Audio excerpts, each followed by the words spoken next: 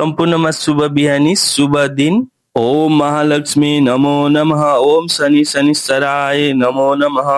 आज 2083 सालको पहिलो शनिबारमा चाहिँ हामीले आफ्नो घर नजिक रहेको पिपलको बोटमा गएर जल चढाएर महालक्ष्मी र शनिदेवको कृपा प्राप्तिको लागि जल चढाएर पूजा गरेर आइसकेको छौँ।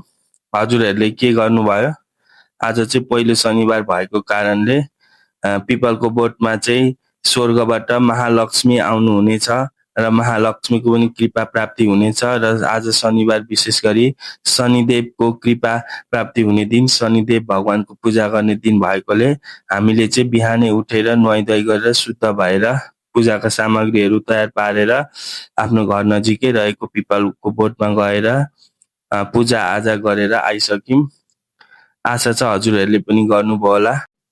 हामी सम्पूर्णमा माता लक्ष्मी र शनिदेवको कृपा रहिरहोस्।